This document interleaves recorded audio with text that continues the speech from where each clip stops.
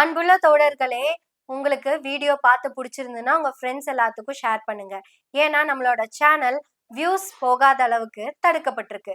அதனாலதான் பொருளாதார ரீதியாக பெரும் தடையோட இருக்கிறோம். இப்போ நீங்க கொடுத்துக்கிட்டு இருக்கிற இந்த தொகை எங்களுக்கு சேனல் நடத்த ரொம்பவே சப்போர்ட்டிவா இருக்கு. நீங்க ஒரு மாதத்துக்கு 100 ரூபாய் தொடர்ந்து மாதம் மாதம் அனுப்புங்க. உங்க சப்போர்ட்னால தான் நம்ம எனவே பேசுவோம் தொடர்ந்து நடக்கும். உதவி கொண்டிருக்கும் தோழர்களுக்கும் உதவ போகும் தோழர்களுக்கும் மிகப்பெரிய நன்றி. தமிழர் என்றொரு இனம் உண்டு, தனியே அவருக்கு ஒரு குணம் உண்டு. யாரு எப்ப சொன்னாங்கன்னு தெரியலைங்க, ஆனா சரியாதான் சொல்லியிருக்கிறாங்க. ஆத்தி அதெல்லாம் எடுத்து படிச்சு பார்த்தோம்னா எப்படிங்க இப்படி எல்லாம் யோசிச்சீங்க அப்படிங்கிற அளவுக்கு தான் நம்மளோட இலக்கியங்களை எல்லாமே இருக்கு. தமிழன் என்றோர் இனம் உண்டு. தமிழன் அப்படின்னு ஒரு இனமே இருக்குங்க. பாருங்க, நான் மலையாளத்துக்காரியா போயிட்டேன். நான் எப்படி மலையாளத்துக்காரியா போயிட்டேன் அப்படின்னு தெரியல.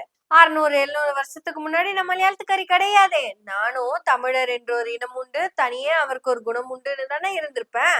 எப்படிங்க தமிழனுக்கு தனியா ஒரு குணம் இருக்கும் அப்படின்னாலும் இன்னைக்கு ஆக்க வேண்டிய அவசியம் இல்ல. நான் ஆணையிட்டா அது இங்க நடந்துச்சுன்னா ஏழைகளுக்கு வேதனையே கிடையாதுங்க. இங்க அந்த தனி குணத்தோட இந்தியாவுக்கே வழிகாட்டுக்கிட்டு இருந்த இனம் தாங்க இந்த தமிழர் இனம். இன்னைக்கு ஏதோ நீட் எதிர்ப்புன்னு பேசிக்கிட்டு இருக்காங்க.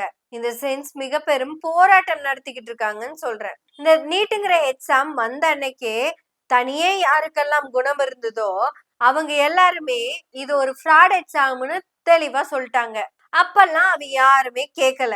இது பாதிப்பை ஏற்படுத்துதுன்னு அனிதா சொன்னப்பவே வட இந்தியா கேட்டிருந்தா அப்ப அவங்களுக்கு தனியா எல்லாம் குணம் இல்லைங்க. ஆனா தமிழன் அப்படிங்கிற இனத்துக்கு தனியா ஒரு குணம் இருந்ததுங்க.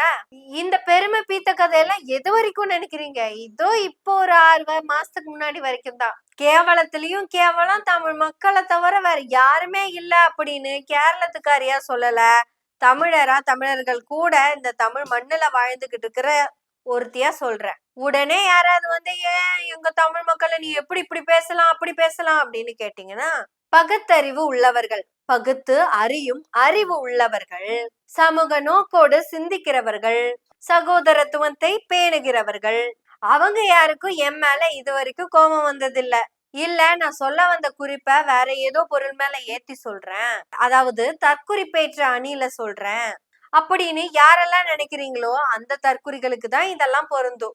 இத்தனை நாள் சினிமாக்காரங்களை தற்குறியாகவும் அரசியல்வாதிகளை சீர்திருத்தவாதிகளா பாத்துக்கிட்டு இருந்த இந்த தமிழ்நாட்டுல நேத்து என்ன நடந்துச்சு தெரியுமா? அத நீங்க கேட்கணுமே.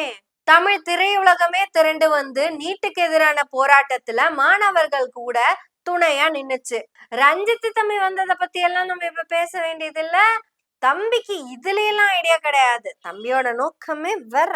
அதுக்காக மேடையில இருக்கிற மத்தவங்களுக்கெல்லாம் தம்பியோட நோக்கம் இருக்குன்னு எல்லாம் நாங்க சொல்ல வரல.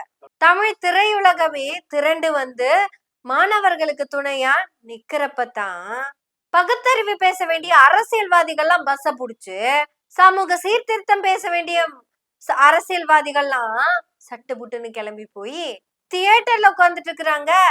அட முதல்ல இருக்கிற அமைச்சர்ல இருந்து முதல் போட்ட அமைச்சர்ல இருந்து கடைசி தொண்டம் வரைக்கும் அங்கதான் இருக்காங்க. அங்க என்னடா நீங்க பண்றீங்க அப்படின்னு கேட்டா, ஜனமா பணமான்னு கேட்டா எங்களுக்கு ஜனம்தான் முக்கியம் அப்படின்னு ஒருத்தர் பதில் சொன்னார்ல. அவர்கிட்ட யாரு முதல்ல ஜனமா பணமான்னு கேள்வி கேட்டாங்க இன்னும் சொல்லல. ஜனமா பணமான்னு கேட்டா ஜனத்துக்கிட்ட இருக்கிற பணம் தான் முக்கியம்னு நேத்து சொல்லிட்டாரு. ஆடடடடடா, என்ன ஒரு காட்சி, கண்குளிரும் காட்சி. கேவலம் ஒரு பீத்த படம் ஒண்ணு ரிலீஸ் ஆயிருக்குதுங்க. அந்த பீத்த படம் என்ன, சமூக நீதி பேச போகுதா, இல்ல எஜுகேஷனை பத்தி பேச போகுதா, இல்ல நம்ம நீட் எதிர்த்து தான் பேச போகுதா? அப்படி சமூகத்துக்கு தேவையான எதை பத்தியும் பேச போறதுல ஒரு கோமாளிய பத்தி தான் பேசிட்டு இருக்கு. செல்லுலாய்டு சினிமா ஒரு கோமாளிய காட்டுதுங்கிறத பத்தி மட்டும்தான் சொன்னா அது சிஎம் அப்படிங்கறத நீங்க தான் முடிவு பண்ணிக்கணும். ஏன்னா நம்ம டைரக்டா சிஎம் பேசிட கூடாதுங்க. ஏன் தெரியுமா? சிஎம் நீட்டுக்கு எதிராதாங்க இருக்காரு. சிஎம்மோட கொள்கையே நீட்டு வேணாங்கிறது தான். ஆனா நீட்டு வேணான்னு அந்த மாநிலத்தோட மாணவர்கள் போராடினா அந்த மாணவர்களுக்கு எதிராக சிஎம் நிப்பாரு. இப்ப சொல்லுங்க, சிஎம்மோட கொள்கைக்கு ஆதரவா நிக்கிற மாணவர்களை அரெஸ்ட் பண்றதுக்கு பேர் என்னன்னு சொல்லுங்க. மாணவர்கள்லாம் பர்மிஷன் வாங்காம போய் பப்ளிக்க டிஸ்டர்ப் பண்றாங்களாம்.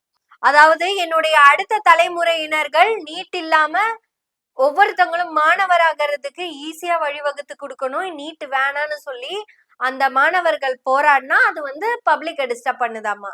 பப்ளிக் யாருன்னு கேட்டா அந்த மாணவர்களோட அப்பா அம்மா. அந்த மாணவர்களோட அப்பா அம்மாவை டிஸ்டர்ப் பண்ண கூடாதுன்னு கல்வி அமைச்சருக்கு நல்லா தெரிஞ்சிருக்கு.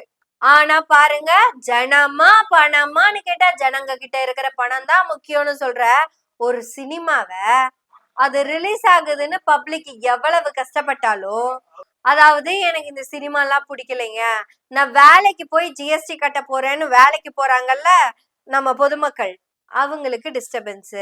நேத்து வியாழக்கிழமைங்க எனக்கு ஸ்கூல் இருக்குதுங்க அப்படின்னு சொல்லி ஸ்கூலுக்கு போயிட்டு இருந்தாங்கல்ல மாணவர்கள். ஆனா நேத்து தலைமைச் செயலகமே லீவ் விட்டாச்சுன்னா பாத்துக்கங்களேன். ஆட மத்த நாளெல்லாம் பாத்தீங்கன்னா கேரியரின் உச்சத்தை விட்டுட்டு வந்தவர் டிஃபன் கேரியரை தூக்கிட்டு வந்து அந்த செக்ரட்டரியேட்ல உட்கார்ந்து சாப்பிடுவாரு. கை கூட கழுவாம ஸ்பூன் கூட எடுக்காம பிளேட்டு கூட வைக்காம அவ்வளவு பிஸியா சாப்பிட்டு இருந்தாருல ஒருத்தர். மொத்தம் 3 மணி நேரம் படம். அந்த படத்தை பார்க்க போயிட்டாருன்னா சரி, அதுக்கப்புறம் வந்து செக்ரட்டரியேட் உட்காருவாருன்னு பார்த்தா வாட் பாப்பா வாட் இஸ் ஃபாதர் அப்படின்னு கேட்ட தொழில்துறை அமைச்சர் கூட எந்த வேலையும் பார்க்காம கிளம்பி படம் பார்க்க போயிட்டாங்க. இவங்களை தவிர மத்த எல்லாத்துக்கும் பிளாக்ல தான் டிக்கெட் வித்தாங்க அப்படின்னா அவங்களே ஒத்துக்கிறாங்க. உடனே யாராவது வந்து எங்க அண்ணன் படம் எல்லாம் நாங்க அப்படி எல்லாம் விற்கவே இல்லை அப்படின்னு சொன்னீங்கன்னா தான் நீங்க தற்குறியாவே இருந்துட்டு போங்க. நான் காசு கொடுத்து, அதாவது பிளாக்ல டிக்கெட் வாங்கி தான் நான் படம் பார்த்தேன் அப்படின்னு சொல்றவங்க கிட்ட பேசுறேன். தமிழன் என்ற ஒரு இனம் உண்டு, தனியே அவனுக்கு ஒரு குணம் உண்டு. டெல்லியில மாணவர்கள் இந்தியா ஜனநாயகத்துக்காக போராடுறாங்க. தமிழ்நாட்டுல இருக்கிற கொஞ்சம் இளைஞர்கள் ஜனநாயகன் படத்துக்காக போராடிக்கிட்டு இருந்தாங்க. இதுல ஆச்சரியத்திலேயே ஆச்சரியம், சினிமா நட்சத்திரங்களும் அரசியல்வாதிகளும் பண்ணினதுதான். கிட்டத்தட்ட ஒரு பட்டிமன்றமே நடத்திடலாமுங்க சாலமன் பாப்பையா ஐயாவோட தலைமையில. சமூக அக்கறை அதிகமாக கொண்டது அரசியல்வாதிகளே சினிமா நட்சத்திரங்களே. ஒரு 4 மாசத்துக்கு முன்னாடினா அரசியல்வாதிகள் தானே ஈஸியா சொல்லிட்டு போயிடலாம். ஆனா இப்ப அப்படி சொல்ல முடியாதே. சினிமா நட்சத்திரங்கள் எல்லாரும் மாணவர்களுக்காக வேண்டி பேசியிருக்காங்க. ரேவதி மேடம் பேசினதெல்லாம் நீங்க கேட்டிருக்கணுமே. நீங்க எல்லாமே எம்எல்ஏ ஆயிருக்கலாம்னு தோணுதுக்கு மேடம். ஆர்டிகல் 19 பேச்சுரிமை, கல்வி உரிமை, அடிப்படை உரிமை எல்லாமே பேசுறீங்க.